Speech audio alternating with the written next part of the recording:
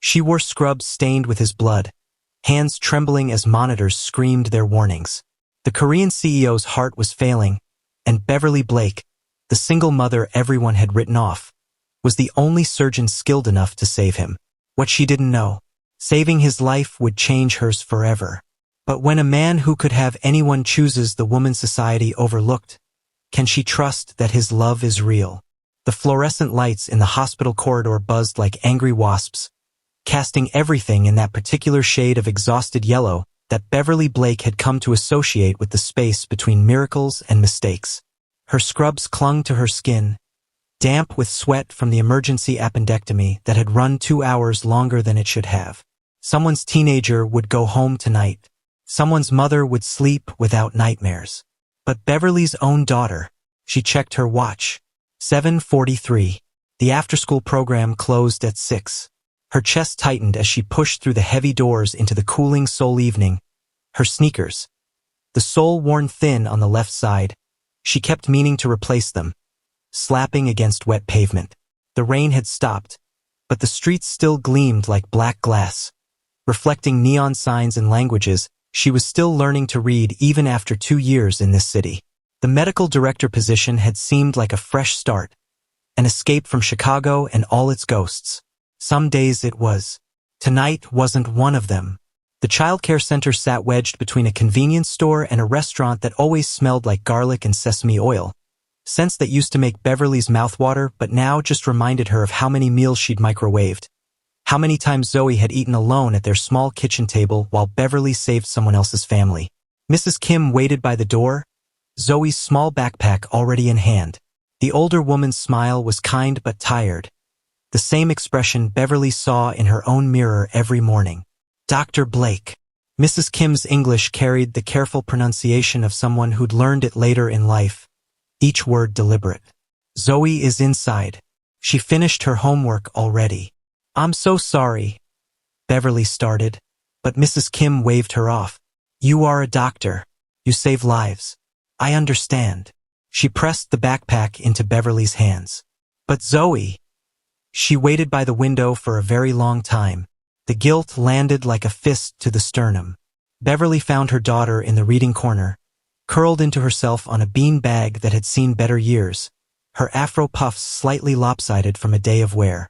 Zoe had her mother's eyes, dark brown, deep enough to drown in, but right now they held something Beverly hated seeing.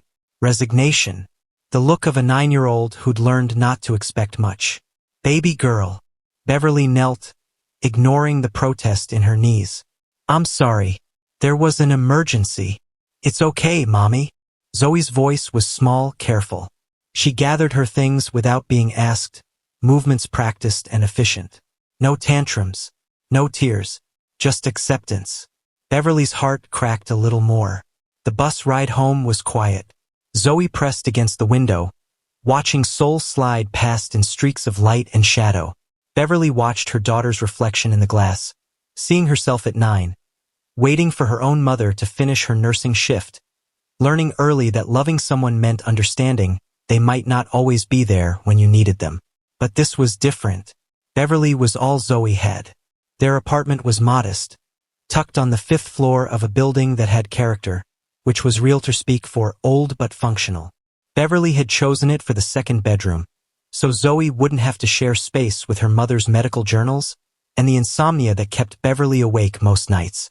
She'd painted Zoe's room lavender, Zoe's favorite color that week, and hung glow-in-the-dark stars that Zoe had arranged into patterns that made sense only to her. Wash up for dinner, Beverly said, setting down her bag and immediately moving to the kitchen. The refrigerator hummed, half empty. She'd meant to grocery shop 3 days ago. Eggs, rice, some wilted spinach she could salvage. She cooked on autopilot, muscle memory taking over while her mind drifted to places she tried not to go. Caleb's face swam up unbidden.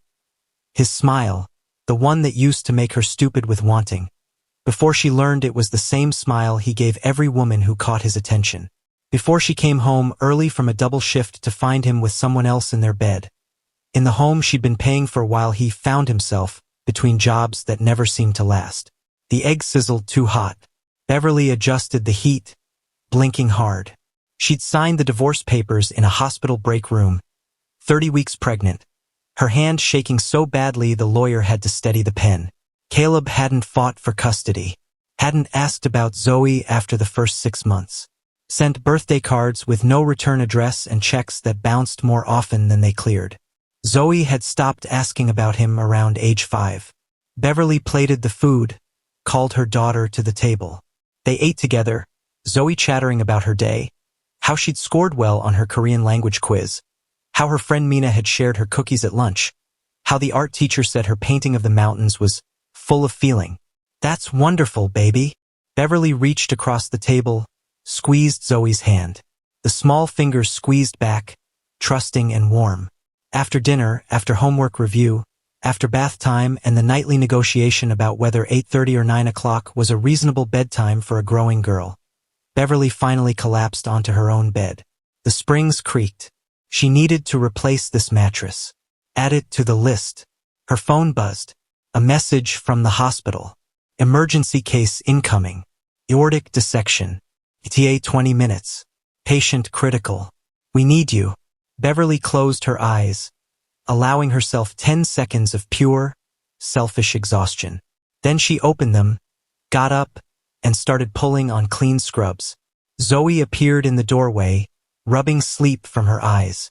"Mommy, I have to go back to the hospital, sweet girl. Mrs. Park downstairs will come stay with you." Their neighbor, a grandmother who doted on Zoe and never made Beverly feel like a burden for asking. Zoe nodded, solemn beyond her years. "Someone needs you." "Yeah, baby. Someone needs me." What Beverly didn't say, "And sometimes I wish someone needed me the way you do. Someone who wasn't bleeding out. Someone who chose me not because I was the surgeon on call, but because I was enough just as I am." She kissed Zoe's forehead, waited until Mrs. Park arrived, and then ran back into the wet Seoul night. The surgical theater was controlled chaos when Beverly arrived. Nurses prepped with practiced efficiency, the anesthesiologist reviewed charts with furrowed concentration, and the attending physician, Dr. Huang, a man whose respect Beverly had earned through 2 years of flawless outcomes, met her at the scrub station. Patient is male, 42, found collapsed in his hotel suite. Type A aortic dissection, Stanford classification. He's circling the drain, Beverly. Blood pressures all over the place. We've got him on pressors, but he's not responding well. Beverly's hands moved through the scrub routine automatically, the familiar ritual grounding her scattered thoughts. Any medical history? He's Korean, but his assistant said he travels frequently. No known cardiac issues. Non-smoker. Exercises regularly. Dr. Huang's jaw tightened. Apparently he's some kind of business executive. His people are already making calls. I don't care if he's royalty. Let's keep him alive first, then worry about his resume. Dr. Huang's mouth quirked. This is why I called you. The patient was already under when Beverly entered the operating room. She looked at him properly for the first time. A man's face, peaceful in unconsciousness, strong features and black hair styled with some product that probably had a name she'd never heard of. There was a tattoo curling up the left side of his neck, partially visible above the surgical drape. Dragon scales, maybe, or waves. She didn't have time to wonder. Scalpel. The world narrowed to the rhythm of the surgery. Beverly's hands knew this dance. The precise incisions, the careful navigation of tissue and blood vessel, the delicate work of repairing what had torn. An aortic dissection was a race against catastrophe. The body's main highway splitting apart, blood flooding where it shouldn't go. The monitors beeped their steady warnings. Blood pressure dropping. Heart rate erratic. More suction. I need better visualization. Her resident, Dr. Chun, moved quickly. The surgical nurse anticipated Beverly's needs before she voiced them. This was the poetry of medicine, the coordination, the trust, the shared purpose. Beverly found the tear. Smaller than she'd feared, but positioned badly. One wrong move and this man would bleed out on her table. Her hands didn't shake. They never did, not here. Not when someone's life is balanced on the edge of her competence. She worked for 3 hours. 3 hours of meticulous suturing, of reinforcing weakened tissue, of watching monitors and adjusting pressors and willing the stranger's heart to keep beating. Sweat rolled down her spine. Her lower back screamed. She ignored it all. Blood pressure stabilizing. The anesthesiologist announced. Heart rhythm normalizing. Dr. Chun added, something like awe in his voice. Beverly tied off the final suture, stepped back, and allowed herself one deep breath. Let's close him up. In the surgeon's lounge, after the adrenaline faded and the shaking started. Always after, never during. Beverly sat with her head in her hands and tried to remember why she'd chosen this life. This endless cycle of saving strangers while her own daughter learned to need her less, to expect her less, to understand that mommy's love came with conditions named emergency and critical and life or death. Dr. Huang found her there, pressed a cup of terrible coffee into her hands. You just saved Baek Jun-Ho's life. Beverly looked up. Who? The patient. Baek Jun-Ho, CEO of Seoul Technologies. His company is worth more money than you and I will see in 10 lifetimes. Dr. Huang sat down heavily. His people have been calling every 30 minutes. Apparently very important people are very interested in whether he survives. Well, he survived. For now. The next 48 hours are critical. If he makes it through without complications. Beverly sipped the bitter coffee, grimaced. He'll make it. You sound tired. I am tired. Dr. Huang was quiet, studying her with the careful attention of someone who'd seen too many good doctors burn out. When's the last time you took a day off? Beverly couldn't remember. I'm fine. That's what everyone says right before they're not fine. But Beverly was already standing, already moving toward the door. She had 3 hours before her morning shift. Enough time to get home, check on Zoe, maybe sleep for 90 minutes if her brain allowed it. She didn't think about the man on the operating table, the one whose heart she'd held beating in her hands. She didn't know yet that Baek Jun-Ho would think about her constantly, from the moment he woke up. Baek Jun-Ho woke to the sound of machines breathing for him. Not breathing, monitoring. His lungs worked fine, pulling air in steady rhythms that felt foreign, like he'd forgotten how his own body functioned. Everything was white. White ceiling tiles, white walls, white sheets tucked tight across his chest, restricting movement he didn't yet have the strength to attempt. His mouth tasted like copper and regret. A nurse noticed his eyes opening. A young man whose name tag read something Jun-Ho's blurred vision couldn't focus on yet, and immediately moved to his bedside, speaking rapid Korean that Jun-Ho's brain struggled to process. The words came through water, distorted and slow. Awake! Doctor, stable. Jun-Ho tried to speak. His throat was sandpaper, his tongue thick and useless. The nurse, Min-suk, Jun-Ho's vision cleared enough to read, held up a hand in a calming gesture, then raised the bed slightly, angling Jun-Ho into a position that didn't make his chest feel like it was splitting apart. Don't try to talk yet. You had major surgery. Your surgeon will be here soon for rounds. Surgeon. Surgery. Memory filtered back in fragments. The hotel suite. The sudden, crushing pain that had driven him to his knees. His assistant's panicked face. The ambulance, maybe, or had he imagined that? Everything after the pain was darkness and the vague sense of his body betraying him in the worst possible way. He'd almost died. The realization settled over him with strange calm. Baek Jun-Ho, who controlled boardrooms and commanded respect with his silence, who'd built an empire from his father's struggling electronics company, who made decisions that affected thousands of employees across 3 continents, had been completely powerless, reduced to meat and failing vessels, saved only by, who was my surgeon? His voice cracked, barely recognizable. Min-suk adjusted the 4-line. Dr. Blake. She's one of our best cardiothoracic surgeons. You're very fortunate she was on call. Blake. A foreign name. American, probably. Jun-Ho closed his eyes, exhaustion pulling at him despite having just woken. Sleep claimed him again before he could ask anything else. The second time he woke, sunlight streamed through the window, golden and warm against his face. His assistant, Yoon Sang-woo, sat in the corner chair, laptop balanced on his knees, typing with the manic focus of someone trying to keep a company running while its CEO recovered from nearly dying. Hyung. Sang-woo looked up, relief flooding his features. You're awake. Really awake this time. How long? Jun-Ho's voice was stronger now, though still rough. 3 days since surgery. You've been in and out, mostly drugged. The doctors said. Sang-woo's voice caught. They said it was very close.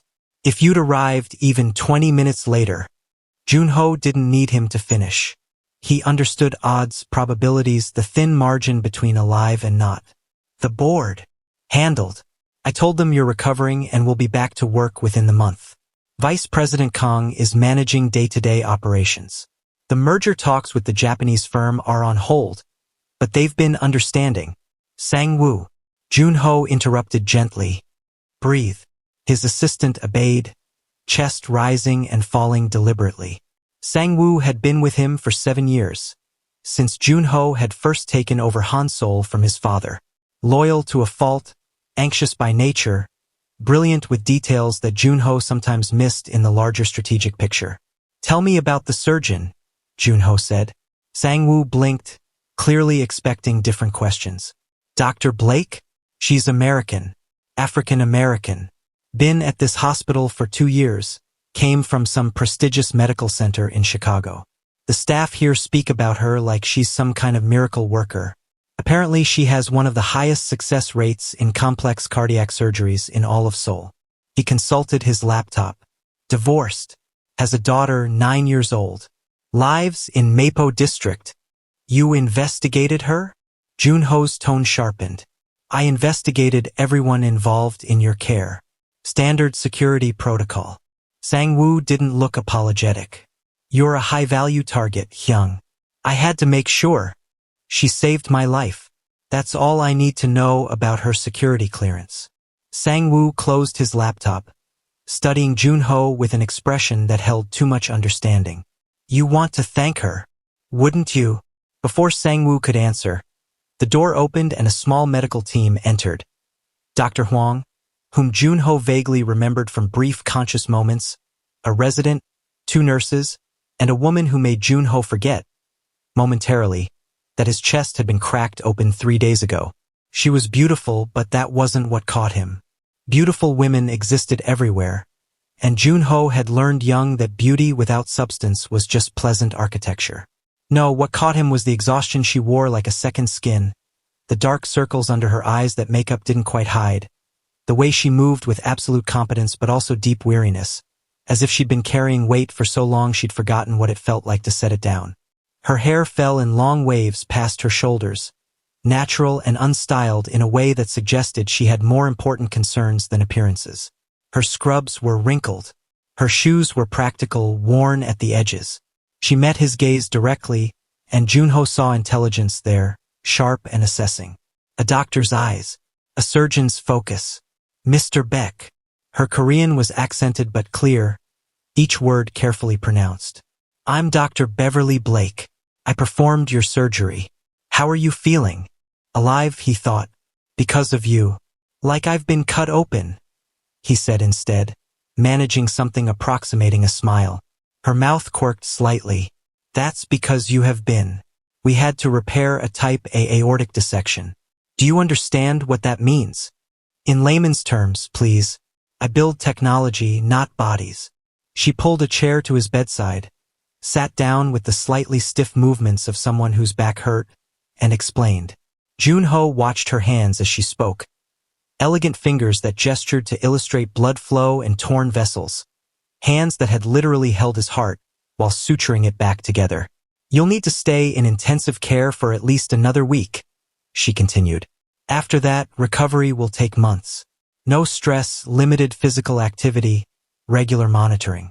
You'll need to make significant lifestyle changes. I run a company. You'll need to delegate or learn to run it differently. Stress contributed to this. Your body is telling you something, Mr. Baek. I'd suggest listening. Jun-Ho appreciated her directness. Too many people in his life spoke in careful circles, afraid to contradict him. Dr. Blake stood, made notes on his chart. I'll check on you again tomorrow. If you experience any chest pain, difficulty breathing, or unusual symptoms, Tell the nurses immediately. Don't try to be stoic. After this kind of surgery, stoic gets you dead. Dr. Blake. He stopped her at the door. She turned, one hand on the frame, and Jun-Ho noticed the tremor in her fingers before she steadied herself. Thank you. For my life. Something shifted in her expression. A softening around the eyes, a gentleness that hadn't been there during her clinical explanation. You're welcome, Mr. Baek. Try not to need me again. Then she was gone, and Jun-Ho was left with the strange feeling that something significant had just occurred, though he couldn't name what. The days blurred together in the unique monotony of hospital recovery. Jun-Ho slept, woke, endured tests and examinations, fielded calls from board members and business partners, and tried not to go insane from enforced stillness. Sang-woo brought his laptop, but even checking emails exhausted him. His body was rebuilding itself, cellular reconstruction that required energy he didn't have. Dr. Blake came by every morning during rounds. She never stayed long. Efficiency was clearly her religion, but Jun-Ho found himself watching the clock in anticipation of her visits. She'd check his vitals, ask pointed questions about his pain levels and sleep quality, make notes, and leave. On the 5th day, he broke her routine. Do you have children, Dr. Blake? She looked up from his chart, surprise flickering across her features. That's not relevant to your cardiac recovery, Mr. Baek. Humor me. I'm bored. Boredom means you're healing. But she smiled, small and brief. Yes, a daughter. She's 9. Does she want to be a doctor like her mother? She wants to be an astronaut this week. Last week it was marine biologist. The week before, professional dancer. Dr. Blake's voice carried affection that transformed her entire demeanor, softening the armor she wore. She's figuring it out. You must be proud. Every single day. The words were simple, but the emotion behind them was vast. Jun-Ho recognized it. The fierce, protective love of a parent who would burn the world down for their child. He'd seen it in his own mother's eyes when his father's business failures had threatened their family's stability. And her father? Jun-Ho asked, then immediately regretted it when Dr. Blake's expression shuttered closed. Not in the picture. Her tone made it clear the subject was finished. She returned to her chart. Your latest echocardiogram looks good. We'll move you out of intensive care tomorrow if tonight goes well. She left before Jun-Ho could apologize for overstepping.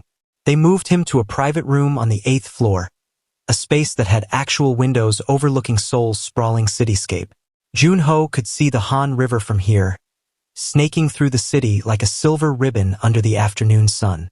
Sang-woo had arranged for some of Jun-Ho's personal items. His own pillows, a few books, the framed photograph of his mother that he kept in his office.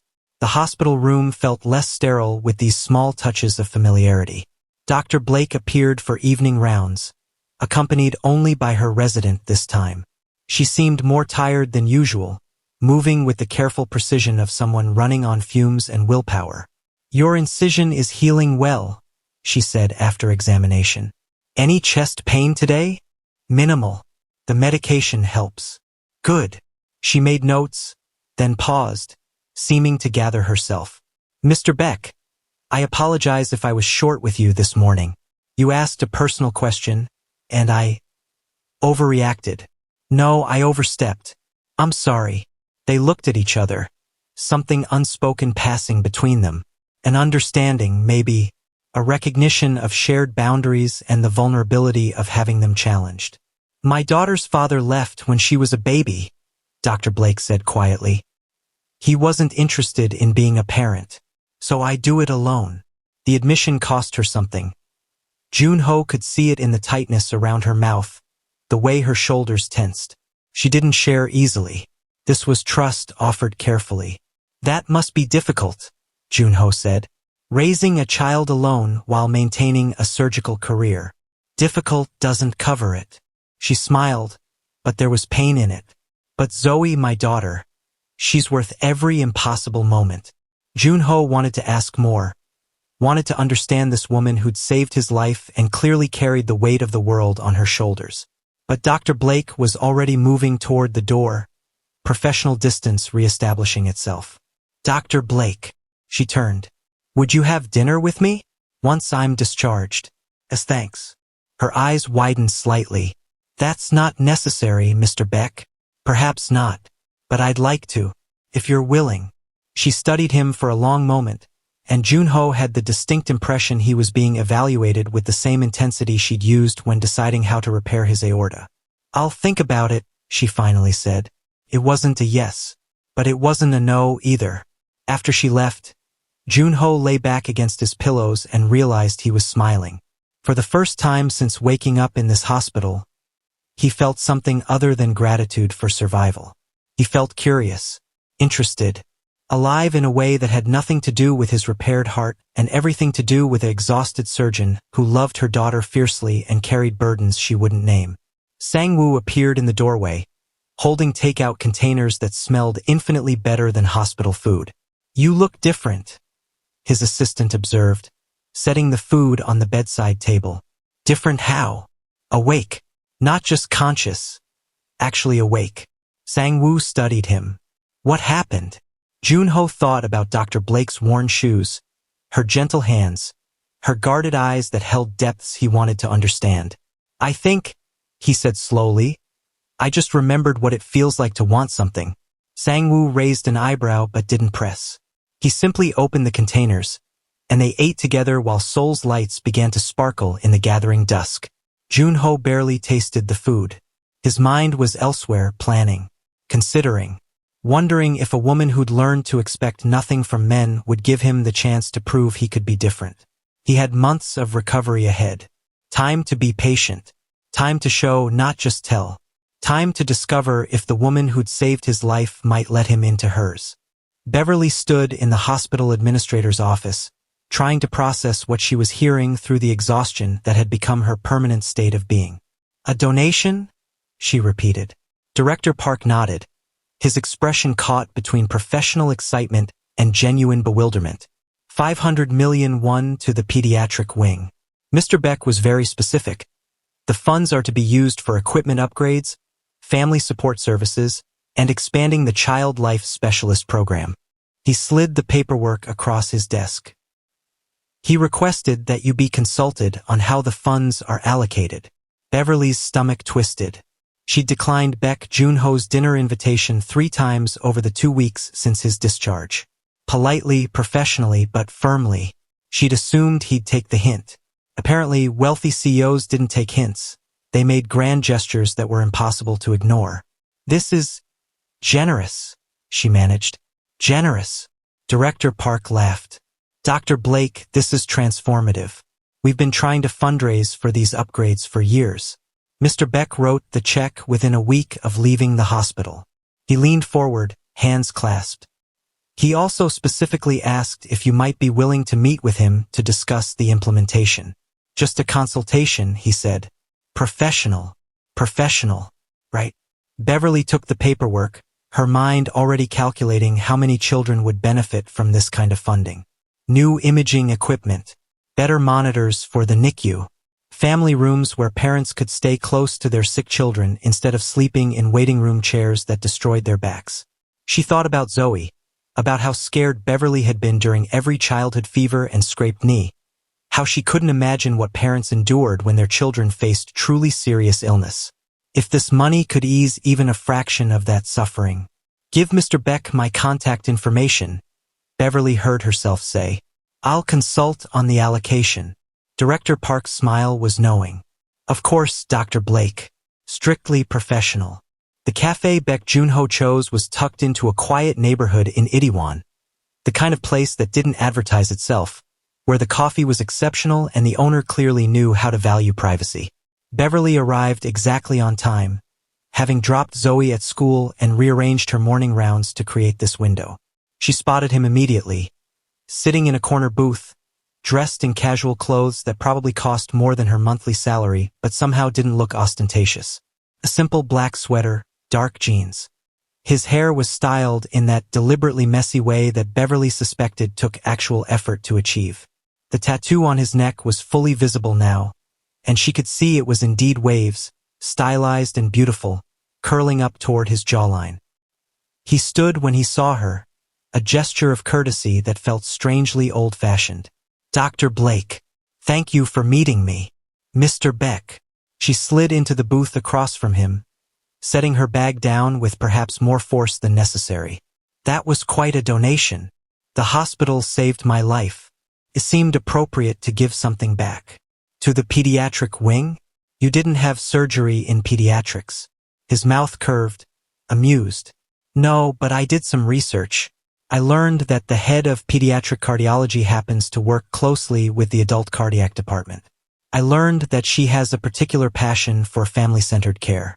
I learned that she has a daughter who might someday benefit from the programs that donation will fund. Beverly's jaw tightened. You can't buy my time, Mr. Beck. I'm not trying to. He signaled the server, who brought coffee without needing to be told what to prepare. Clearly Jun-Ho was a regular here. I genuinely want the money to help children. If you consult on the allocation, it will be used more effectively. That's not manipulation, that's common sense. The coffee arrived. Beverly wrapped her hands around the cup, letting the warmth ground her. She was good at reading people. You had to be, as a surgeon, learning to interpret what patients didn't say, understanding the fear beneath their bravado or the depression hiding under their compliance. Baek Jun-Ho was harder to read. His expression was open, almost disarmingly so, but there was intelligence in his eyes that suggested he was always thinking 3 moves ahead. Why are you really here? She asked bluntly. You're recovered. You don't need me as your doctor anymore. No, I don't need you as my doctor. He met her gaze steadily. But I'd like to know you as a person. Is that so strange? Yes, actually. People like you don't usually. She stopped herself. People like me? Beverly set down her cup. Wealthy, powerful, Korean. You could have dinner with anyone in this city. Why pursue someone who's made it clear she's not interested? Have you made that clear? Jun-Ho tilted his head slightly. Because from where I'm sitting, you seem cautious, which is different from uninterested. He was right, and Beverly hated that he was right. She was cautious. Cautious because Caleb had taught her that charm was cheap and promises were meaningless. Cautious because she had Zoe to protect. Cautious because every instinct she'd developed as a single mother screamed that men like Baek Jun-Ho, successful, attractive, probably used to getting exactly what they wanted, were dangerous to her carefully constructed stability. I have a daughter, Beverly said, as if that explained everything. And maybe it did. I know. Zoe, 9 years old, wants to be an astronaut this week. You remember that. I remember everything you've told me, Dr. Blake. It's not a long list. You're not exactly forthcoming. Fair enough. They talked for an hour. Beverly had intended to keep it to 30 minutes, to discuss the donation and leave, but somehow Jun-Ho kept asking questions that weren't invasive but were genuinely curious. What had brought her to Seoul? What did she love about surgery? What was the hardest part of her work? She found herself answering, found herself asking questions in return. He told her about taking over his father's struggling company, about the pressure of family expectations and the loneliness of leadership. He was surprisingly honest about his failures. A product launch that had tanked, a partnership that had dissolved badly, the engagement his parents had arranged to a woman from an appropriate family that he'd ended because neither of them had actually loved each other. My parents didn't speak to me for 6 months after I broke the engagement, he said, tracing the rim of his coffee cup. They said I was selfish. That marriage wasn't about love. It was about building alliances, strengthening the company. What do you think marriage is about? Beverly asked. Jun-Ho looked at her, and something in his expression made her breath catch. Partnership. Real partnership. Someone who sees you completely and chooses you anyway. Someone you'd fight for. Someone you'd build a life with, not just a business arrangement. Beverly's throat felt tight. That's a nice idea, but you don't believe in it. I believed in it once. I was wrong. Or you believed in the wrong person. Before Beverly could respond, her phone buzzed. A text from Zoe's school. Her daughter had forgotten her lunch at home. Again. And while the school could provide something, would Beverly be able to drop off her lunchbox? Beverly sighed, already calculating. She had surgery prep in 2 hours, rounds before that, and the school was 20 minutes away in current traffic. She could probably... What's wrong? Jun-Ho asked. Nothing. Just my daughter forgot her lunch. I need to figure out how to get it to her before my next surgery. Where's her school? Beverly told him, expecting polite sympathy. Instead, Jun-Ho pulled out his phone, made a call, spoke rapid Korean that Beverly only partially followed. When he hung up, he looked at her calmly. My driver will pick up the lunch from your apartment and deliver it to the school. Just tell me your address and what apartment number. I can't. That's too much. It's a lunch delivery, Dr. Blake, not a kidney. You saved my life. Let me make sure your daughter eats the meal you packed for her. Beverly wanted to refuse on principle, but the relief was overwhelming. She gave him the information, texted her neighbor Mrs. Park who had a spare key, and watched Jun-Ho relay everything to his driver with efficient calm. Thank you, she said quietly. You're welcome. He smiled. See? I can be useful. 3 days later, a package arrived at the hospital addressed to Dr. Beverly Blake. Inside was a book, a beautifully illustrated collection of Korean folktales, written in both Korean and English. The note tucked inside read, For Zoe, in case she gets tired of astronauts and decides to study mythology instead. BJH. Beverly stared at the book for a long moment, something dangerous blooming in her chest. Hope, maybe, or fear. They felt similar these days. She brought the book home. Zoe's eyes went wide when she saw it. Mommy, this is beautiful. Where did you get it? A friend gave it to me. For you. What friend? Zoe turned the pages carefully, reverent. Can I read it tonight before bed? Beverly agreed, and they spent that evening curled together on the couch. Zoe reading aloud in halting but determined English, occasionally asking Beverly for help with difficult words. The stories were enchanting. Tales of tigers and clever rabbits, mountain spirits and loyal daughters, magic and consequence and the price of wishes granted. Zoe fell asleep against Beverly's shoulder, the book still open in her lap. Beverly looked down at her daughter, this beautiful, resilient child who'd learned not to ask for much because she'd learned early that wanting things led to disappointment. Zoe never asked about her father anymore. Never wondered aloud why other kids had daddies who picked them up from school or taught them to ride bikes or came to school performances. She just accepted that this was their life. Mother and daughter. Enough. But was it enough? Or had Beverly just convinced herself it had to be because hoping for more had hurt too much? Her phone buzzed. A text from an unknown number. Did Zoe like the book? Beverly stared at the message. She should ignore it. Should maintain boundaries. Should protect herself and her daughter from the possibility of disappointment. Instead, she typed, She loved it. Thank you. The response came quickly. I'm glad. There's a Korean cultural festival next weekend in Uido Park. Would you both like to go? Zoe might enjoy it. Beverly's thumb hovered over the screen. This was the moment.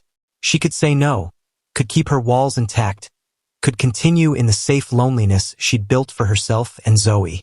Or she could take a risk. What day and time? She typed before she could overthink it.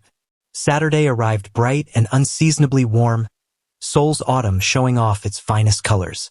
Beverly dressed carefully, not too formal, not too casual, trying not to think about why she cared what Baek Jun-Ho thought of her appearance. Zoe wore her favorite purple dress and the new sneakers Beverly had saved up for, her hair braided into 2 neat plaits with purple beads at the ends. Are we meeting your friend? Zoe asked in the taxi. The one who gave me the book? Yes, baby. What's his name? Mr. Baek. And Zoe. Beverly turned to face her daughter. We're just friends. Okay? Don't get any ideas. Zoe grinned, gap-toothed and knowing. Okay, Mommy. They found Jun-Ho near the festival entrance, and Beverly's breath caught slightly. He was crouched down, eye level, speaking to a small girl who was crying. Her ice cream cone dropped and melting on the pavement. Jun-Ho was saying something in Korean that made the girl giggle through her tears. And then he bought her a new cone from the nearby vendor, staying crouched beside her until her parents rushed over with grateful apologies. He stood, brushed off his jeans, and that's when he saw Beverly and Zoe approaching. His smile transformed his entire face, genuine pleasure lighting his eyes. Dr. Blake, and you must be Zoe. Jun-Ho crouched down again, bringing himself to Zoe's level. Beverly watched her daughter take in this man with the gentle eyes and the tattoo curling up his neck. This stranger who'd sent her a beautiful book and was now looking at her like she mattered. "Hi," Zoe said shyly. "Hi. Did you like the folktales?" "Yes. Mommy and I read 3 of them. My favorite was the one about the rabbit who tricked the tiger." "That's a good one. The rabbit was clever." Jun-Ho glanced up at Beverly, then back to Zoe. "Would you like to see some traditional Korean dancing? They're performing in about 10 minutes. Zoe looked to Beverly, who nodded. "Okay," Zoe said, and then, surprising Beverly completely, she reached out and took Jun-Ho's offered hand.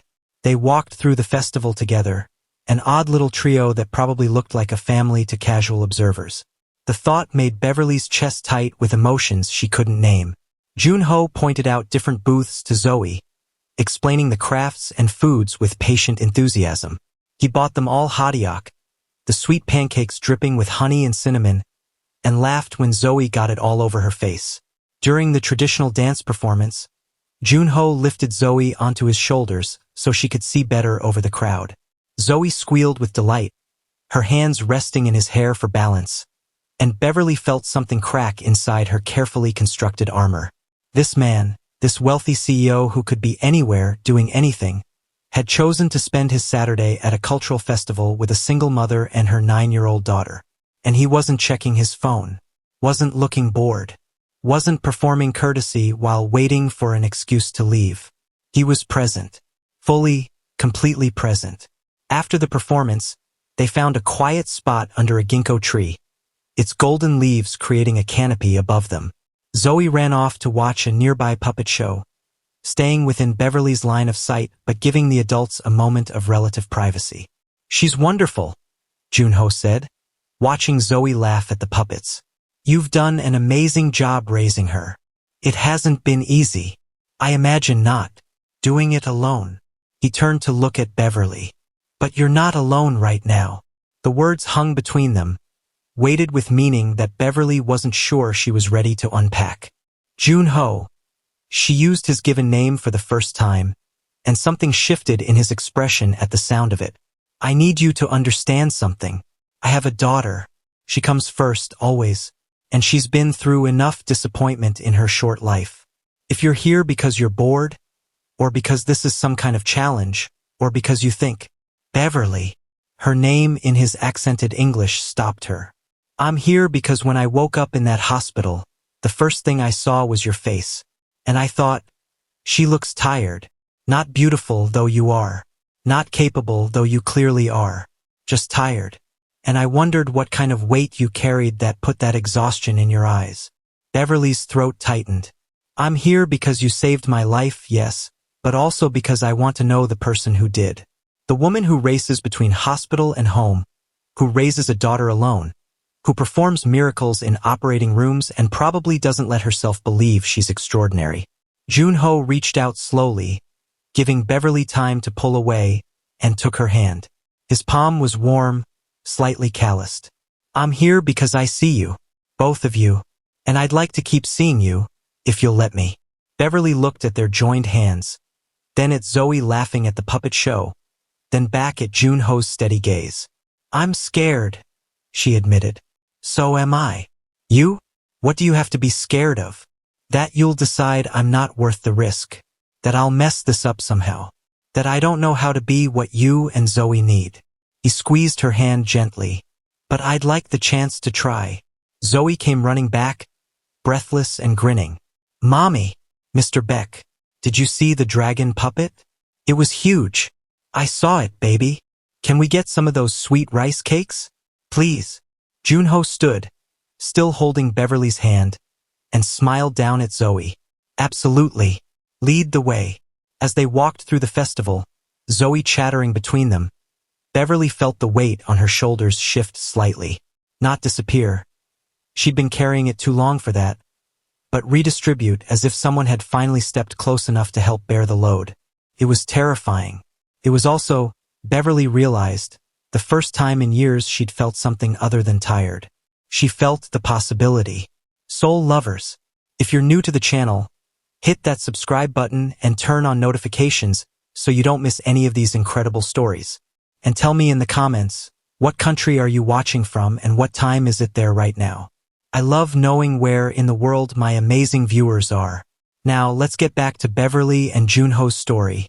3 weeks became 3 months, and Beverly stopped counting the days Jun-Ho had been part of their lives.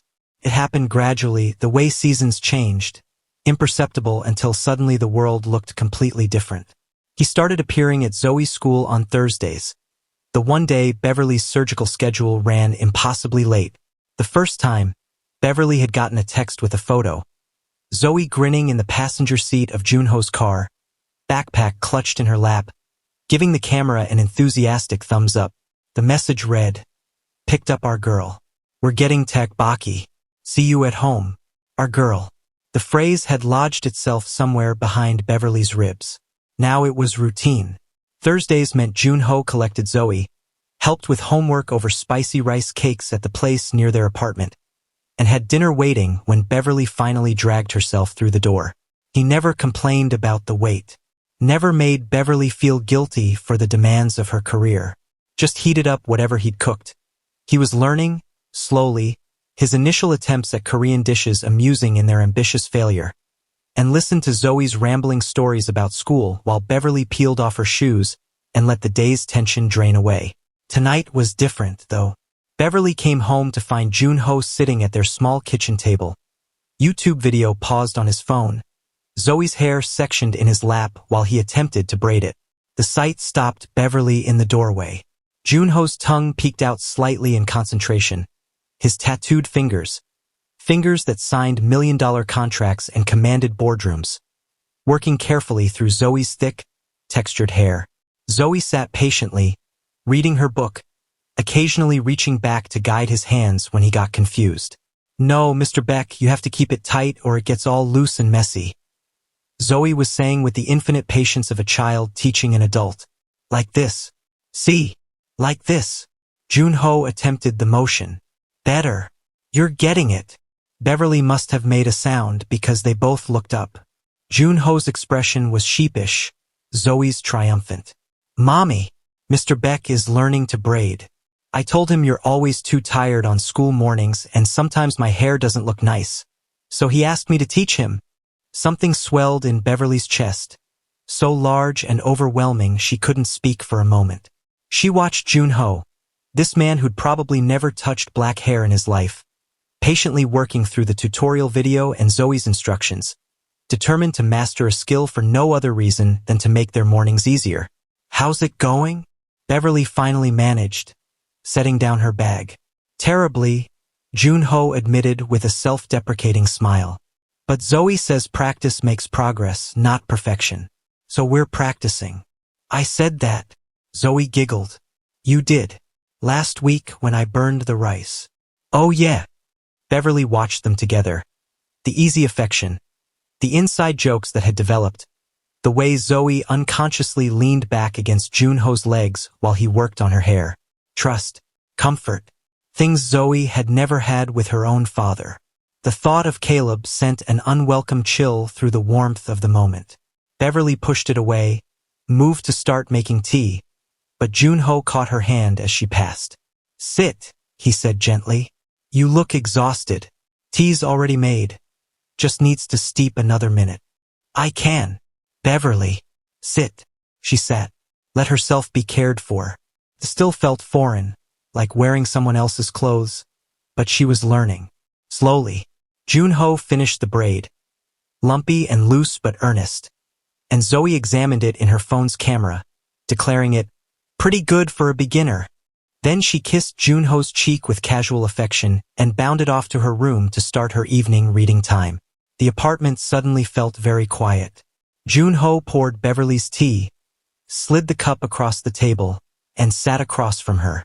"Long day. Emergency surgery. 14-year-old with a congenital heart defect. We were in the OR for 7 hours. How is he?" "She. And she's stable." Scared, but stable. Beverly wrapped her hands around the cup, letting the heat soak into her perpetually cold fingers. Her mother hasn't left the hospital since they admitted her 3 days ago. I found her sleeping in a chair in the waiting room. You gave her your office, didn't you? Beverly looked up, startled. How did you? Because that's who you are. You see someone suffering and you can't help but try to fix it, even at your own expense. Jun-Ho's expression was soft, understanding without pity. Did you eat today? Beverly tried to remember. Coffee. Definitely coffee. I had something. Jun-Ho stood, moved to the refrigerator. I made japchae. It's probably not as good as my mother's, but it's edible. You don't have to feed me every time. I want to. He was already plating food, moving around her kitchen like he belonged there. He did belong there, Beverly realized. Somehow, without her fully noticing, Jun-Ho had woven himself into the fabric of their daily life. Let me take care of you, Beverly. You spend all day taking care of everyone else. She wanted to argue, to insist she was fine. But the truth was she was bone-tired and the smell of the japchae made her stomach clench with hunger she'd been ignoring. So she let him feed her, let him sit across the table asking about her day, really listening when she talked about the surgery and the mother's frightened eyes and the weight of holding a teenager's life in her hands. Does it ever get easier? Jun-Ho asked. The responsibility? No. You just get better at carrying it. Beverly set down her fork. But you know that. Running your company, that's its own kind of surgery. One wrong decision and people lose their jobs, their security. True. But I can redo a product launch. You can't redo a heart. He paused. How do you handle it? The fear of making a mistake. I don't fear mistakes. I prepare so thoroughly that mistakes become unlikely. And when they happen anyway, because they always do eventually, I learn from them and do better next time. She met his gaze. You can't live in fear of failure. You'll paralyze yourself. Is that why you're so hesitant? About us? The question landed softly but hit hard. Beverly set down her tea. That's not fair. Maybe not, but it's honest. Jun-Ho leaned forward, elbows on the table. Beverly, I've been part of your and Zoe's life for 3 months. I'm here 4, sometimes 5 days a week. I pick up your daughter from school. I'm learning to braid her hair. I cook in your kitchen. But you still won't call this what it is. What is it? Beverly's voice came out sharper than intended. I don't know. That's what I'm asking you. The frustration in his tone surprised her. Jun-Ho was always patient, always measured. Seeing him pushed to the edge of that patience made something twist in Beverly's stomach. I'm scared, she said, the admission scraping her throat raw. There. Is that what you want to hear? I'm terrified because Zoe loves you. Because She stopped. The word's too big. Too dangerous. Because if this falls apart, it's not just me who gets hurt. It's her. And she's already had one father walk away. I can't let her go through that again. I'm not him. I know you're not. Intellectually, I know that. But Beverly. She pressed her palms against the table, grounding herself. My ex-husband was charming too. He said all the right things. He promised forever. And then he got bored. Found someone more exciting, less complicated. Someone without stretch marks and student loans and a crying baby keeping her up all night. The bitterness in her voice surprised even her. Jun-Ho was quiet, processing. When he spoke, his voice was steady but threaded with something Beverly couldn't quite name. Hurt, maybe. Do you think I'm going to get bored? That I'm here because you're some kind of novelty? Aren't I? Beverly stood, needing movement, needing space. Be honest, Jun-Ho. How many single mothers have you dated? How many women with complicated lives and daughters who need stability and jobs that mean they can't drop everything to attend business dinners or look perfect on your arm at company events? None. You're the first. He stood too, following her to the small living room. And that's not because you're a novelty. It's because I've never met anyone worth rearranging my life for. Until you. You don't have to rearrange your life. That's the problem. You have money, resources, freedom. You can walk away anytime this gets too hard, too messy, too real. And her voice cracked. I can't afford to believe in temporary. Not with Zoe's heart on the line. Not with mine. Jun-Ho stepped closer, careful, like approaching something wounded. Beverly, look at me. She did, reluctantly. His eyes were dark, serious, holding hers with an intensity that made her want to look away. I'm not perfect, he said quietly. I work too much. I'm terrible at cooking. I barely know how to braid hair. My family is complicated. My father has opinions about everything, and my mother thinks I should have married someone from an appropriate family years ago. I'm learning as I go here, and I'm probably going to mess up. A lot. That's supposed to reassure me? No. This is. He reached out, took both her hands in his. I'm here anyway, despite the mess-ups I'll definitely make. Despite my family's opinions. Despite the fact that I have no idea how to be a father figure and Zoe deserves someone who knows what they're doing. I'm here because when I think about my future, I see you both in it. And that terrifies me too, Beverly. Because I could lose you. But I'd rather be terrified and trying than safe and alone. Beverly's eyes burned. Zoe asked me last week if you were going to be her dad. Jun-Ho's breath caught. What did you tell her? I told her that adults have to figure things out first. That we're friends. Beverly's hands tightened around his. But she's 9. She's not stupid. She sees you here all the time. She sees how you take care of us. She's already attached, Jun-Ho. And if you're not sure, if there's any chance you're going to realize this is too much, Beverly. He cupped her face gently, thumbs brushing away tears she hadn't realized were falling. I am sure. I'm terrified, but I'm sure. The question is whether you'll let yourself believe that. I want to, she whispered. I want to so badly it scares me. Then start small. Don't believe in forever yet. Just believe in tomorrow. And the day after that. We'll build this one day at a time. Beverly leaned into his touch. Let herself imagine it. Tomorrow. The day after. Building something real instead of guarding against something that might never come. Okay, she breathed. One day at a time. Jun-Ho kissed her forehead, then her temple, then finally her mouth, soft and careful, like she was something precious. Beverly melted into it, let herself feel wanted in a way that had nothing to do with her usefulness or her competence. Just wanted. For herself. When they pulled apart, Jun-Ho rested his forehead against hers. Also, I should probably tell you something. What? My mother wants to meet you. Beverly jerked back. What? I told her about you. And Zoe. She's curious.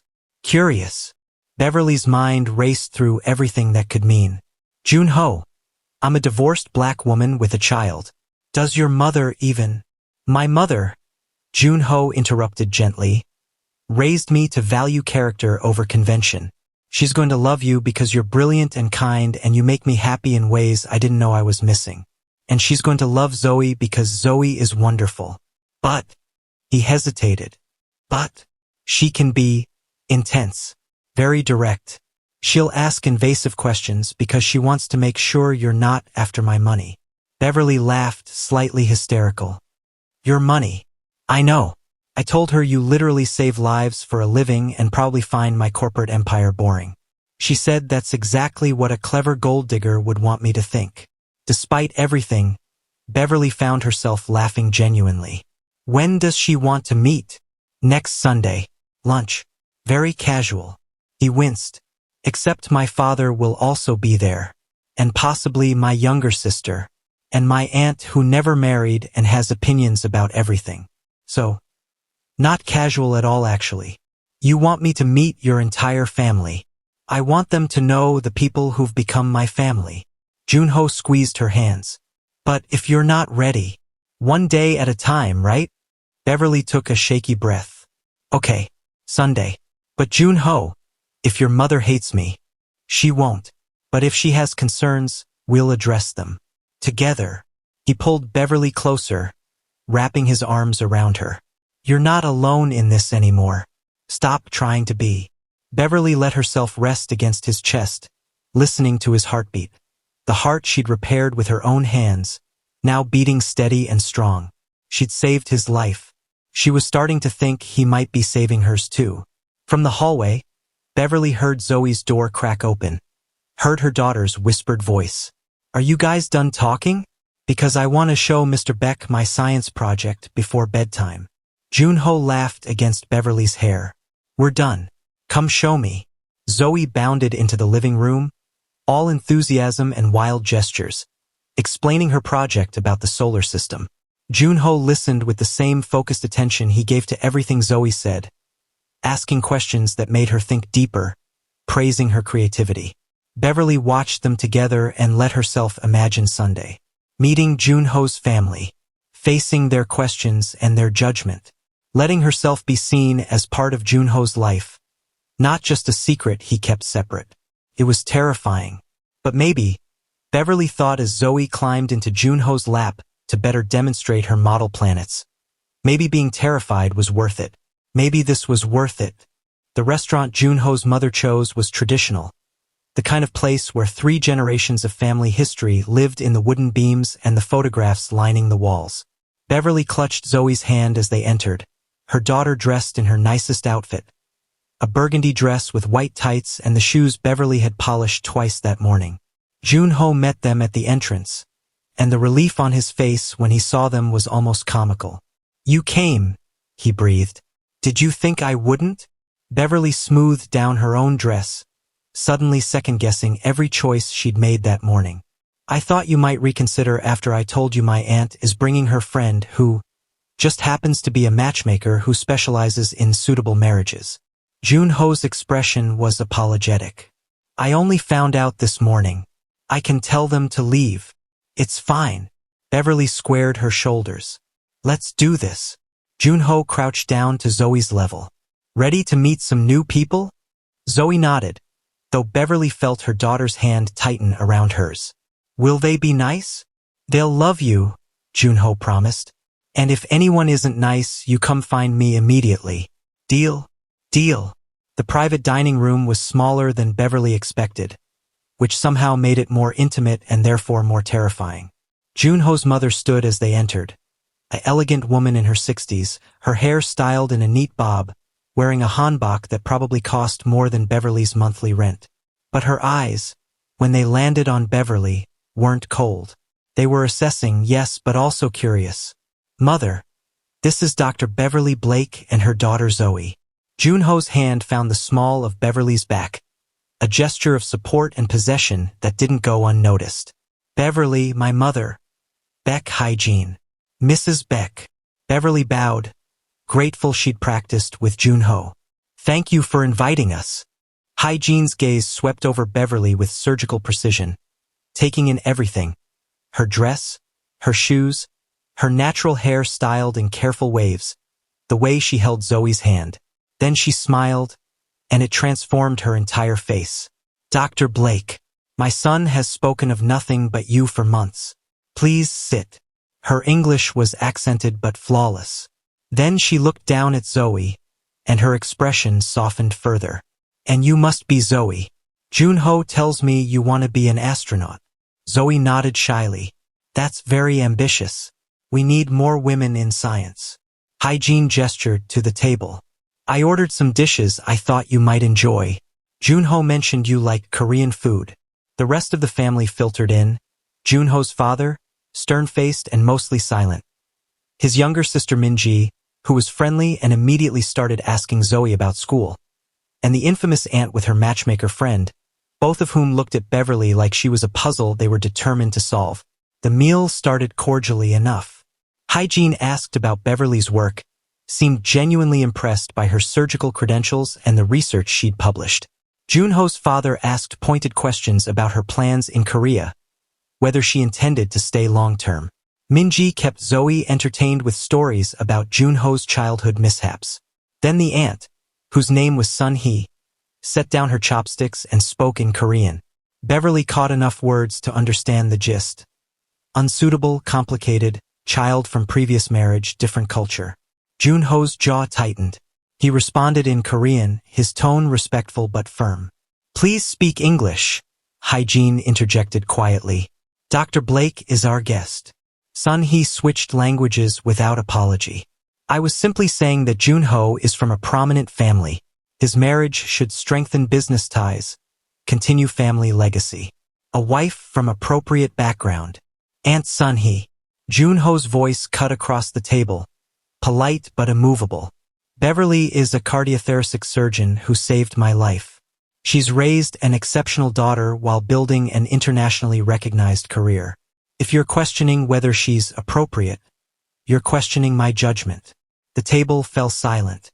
Beverly felt Zoe press closer to her side. Hygiene studied her son, then Beverly, then spoke.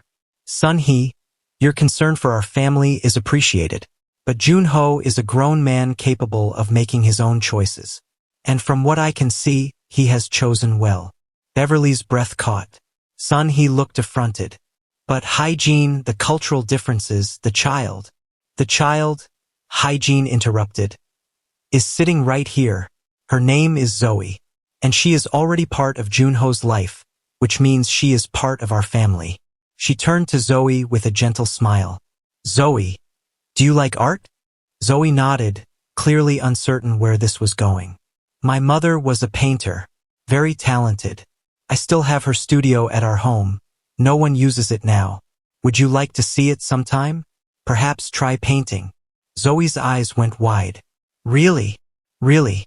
Jun-Ho tells me you're very creative. Beverly felt tears prick her eyes. This acceptance, casual and offered to her daughter first, was more than she dared hope for. The meal continued, tension easing gradually. Sun-hee and her matchmaker friend left early, clearly disapproving but outnumbered. Jun-Ho's father remained mostly quiet, but when they were leaving, he pulled Jun-Ho aside. Beverly pretended not to listen, but she caught fragments. If you're certain, responsibility, don't shame the family. Jun-Ho's response was low but clear. Father, Beverly and Zoe are my family now. If that's difficult for you to accept, that's your challenge to work through, not mine. Jun-Ho's father studied his son for a long moment, then nodded once. Not quite approval, but acceptance. Beverly would take it. Outside, as they waited for Jun-Ho to bring the car around, Hygiene took Beverly's arm gently. My son has never brought anyone to meet us before, she said quietly. Not even his fiancée. He introduced her at a business dinner, very formal, very correct. But he never brought her home. She looked at Beverly directly. He brings home. You and your daughter. Do you understand what that means? Beverly's throat felt tight. I think so. He loves you. Both of you. Not the polite love of duty or appropriateness. Real love. The kind that changes everything. Hygiene squeezed her arm. That kind of love is rare. Don't let fear steal it from you. I'm trying not to. Good. Hygiene smiled. Also, Jun-Ho told me you work impossible hours. If you ever need someone to watch Zoe, call me. I raised 2 children while my husband built his business. I understand what it means to do everything alone. You don't have to anymore. The offer broke something in Beverly. Some last wall of resistance she'd been maintaining. Thank you, she whispered.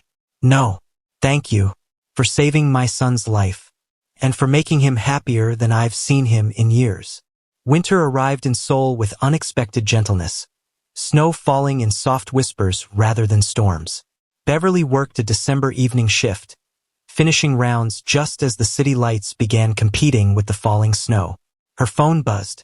Jun-Ho, come to the rooftop garden when you're done. I have something to show you. The hospital's rooftop garden was technically closed after dark, but Beverly had long ago learned the code to the access door. She found Jun-Ho there, standing near the edge where Seoul spread out below like scattered diamonds. He'd set up a small picnic, blankets, thermoses of hot chocolate, battery-powered lanterns creating warm pools of light. What's all this? Beverly asked, pulling her coat tighter. I wanted to talk to you somewhere private. Somewhere we wouldn't be interrupted by Zoe needing help with homework or my phone ringing with work emergencies. Jun-Ho held out his hand. Come sit with me? Beverly joined him on the blanket, accepted the hot chocolate, and waited. Jun-Ho seemed nervous, which was unusual. He was normally so self-possessed. "I've been thinking," he started, then stopped. "Tried again. These past 6 months with you and Zoe have been the best of my life. Not just good, the best. Coming home to your apartment feels more right than my penthouse ever has. Helping Zoe with homework, cooking dinner, listening to you talk about your surgeries. It's the life I didn't know I was missing." "Jun-Ho, let me finish, please." He set down his hot chocolate, turned to face her fully. "I know you're scared. I know you have every reason to be cautious. But Beverly, I'm not going anywhere. I need you to understand that. I'm not bored. I'm not going to wake up one day and realize this is too complicated. You and Zoe, you're what I want. Not despite the complications, but including them." Beverly's hands trembled around her cup. "What are you saying?" Jun-Ho reached into his coat pocket, pulled out a small velvet box. Beverly's breath stopped. "I'm saying I want to marry you. I want to adopt Zoe, if she'll have me and if you'll allow it. I want to build a life where you don't carry everything alone anymore. Where Zoe has a father who shows up, where we're family in every way that matters." He opened the box, revealing a ring, elegant and understated. A single diamond flanked by smaller stones that caught the lantern light. "This isn't about grand gestures or proving something. It's about commitment, the everyday kind. The kind that shows up when things are hard." Tears spilled down Beverly's cheeks, hot against her cold skin. I can't. You can just listen. You don't have to answer yet." Jun-Ho set the box aside, took both her hands. "But there's something else. I need to ask Zoe too, because this isn't just about us. It's about all three of us. So if you think you might say yes, if there's any chance, I'd like to ask her, together, so she knows she's part of this decision." Beverly couldn't speak, could only nod through her tears. They went to Beverly's apartment together. Zoe was with Mrs. Park next door, probably watching cartoons and eating too much candy, the way she always did on Mrs. Park's nights. Jun-Ho collected her, and the three of them sat in Beverly's small living room. Zoe looked between them, sensing something important. "Zoe," Jun-Ho started, and Beverly heard the tremor in his voice. This terrified him too. "I need to ask you something serious. Grown-up serious." "Okay," Zoe said carefully. "I love your mom, very much, and I love you, and I want to be part of your family, not just someone who visits, but really part of it. Your family." He glanced at Beverly, who nodded encouragement. "So I need to know if that's something you want too, because I don't want to do this if it makes you uncomfortable or scared. Your feelings matter most." Zoe was quiet for a long moment, her young face serious in a way that made Beverly's heart ache. Then, "Would you be my dad? Like, really my dad? If you want me to be. I know you have a biological father. I don't." Zoe's voice was firm. "I have a man who made me but never wanted me. That's different." She looked at Beverly. "Mommy, is this why you've been crying? Happy crying, baby. There's a difference." Zoe turned back to Jun-Ho. "Would you come to my school things? Like, if I'm in a play or have a science fair? Every single one. And if I'm sad, would you be there? Always. What about when I'm annoying? Because mommy says I can be annoying sometimes when I ask too many questions." Jun-Ho smiled, and Beverly saw the shine of tears in his eyes. "Zoe, I want to be there for all of it. The annoying questions, the sad days, the happy days, the boring days. Everything. Because that's what fathers do. Real fathers. They stay." Zoe launched herself at Jun-Ho, wrapping her small arms around his neck. "Then yes, I want you to be my dad." Jun-Ho held her, his face pressed into her hair, and Beverly saw his shoulders shake slightly. When he pulled back, his cheeks were wet. "Thank you," he whispered to Zoe. Then he looked at Beverly. "Your turn." Beverly knelt down, joining them on the floor.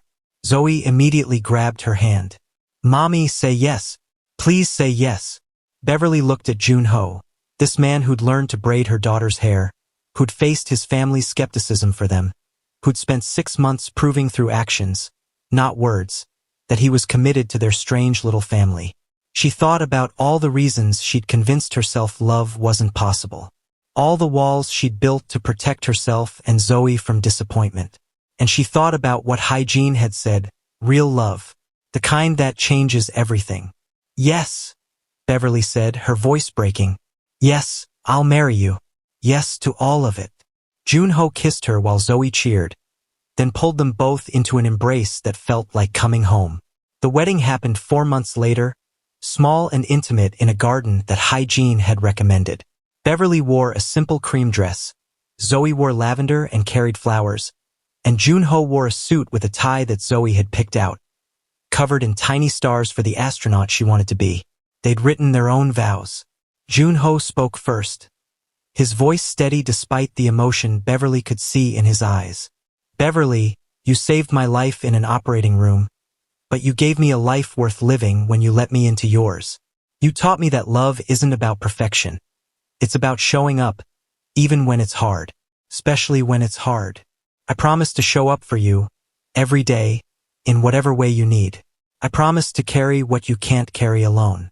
I promise to love you not despite your strength, but because of it. Then he turned to Zoe, kneeling so they were eye level.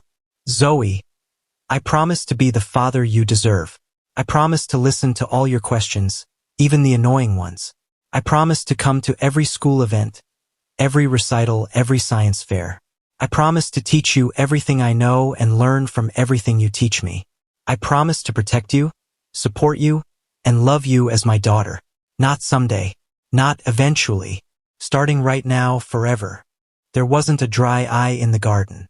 Beverly's vows came through tears. Jun-Ho, I spent years believing I wasn't worth choosing. That a single mother with a complicated life and a demanding career was too much for anyone to want. You showed me I was wrong. Not by saying it, but by being present. By braiding my daughter's hair and cooking burned rice and showing up when I was too tired to believe in anything. You gave me permission to want more than survival. You gave me joy, and I promised to spend the rest of my life giving that back to you. She looked down at Zoe. Baby girl, you're not losing your mom. You're gaining a family. The kind that doesn't leave. The kind that stays through everything.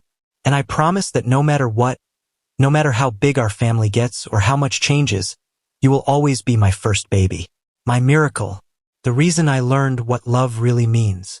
The officiant spoke about commitment and partnership, but Beverly barely heard it. She was watching Jun-Ho's face, seeing her future written there. Watching Zoe beam between them, holding both their hands.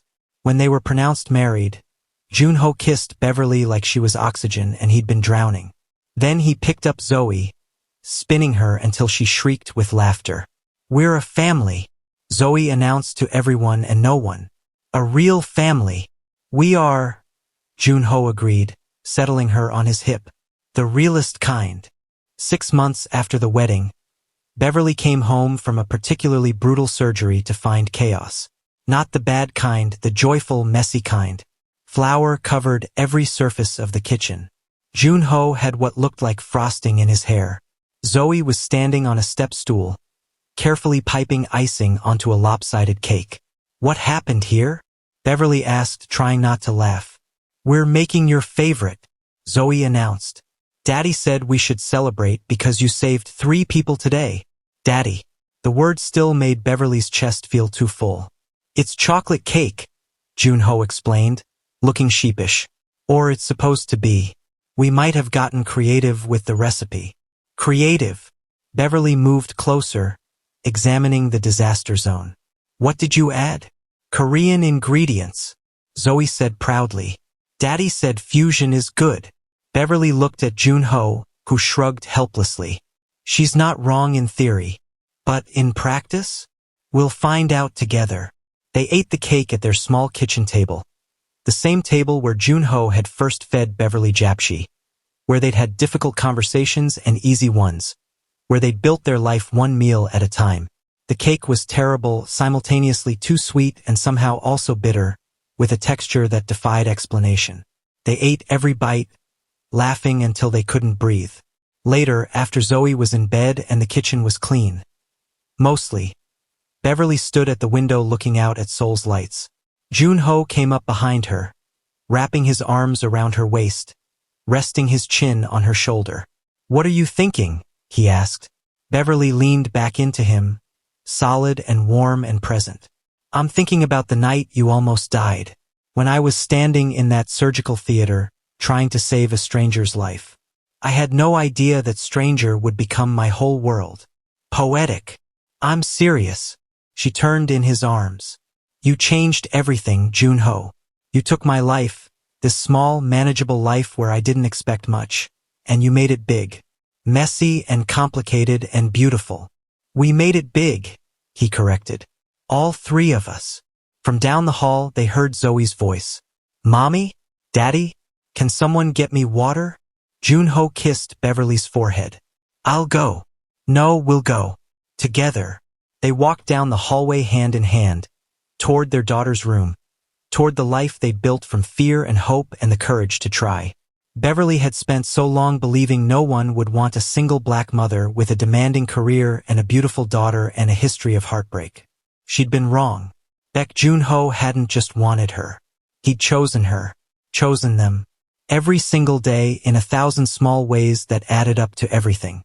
And Beverly, who'd learned to survive alone, who'd built walls to protect her heart, had finally learned something more important than survival.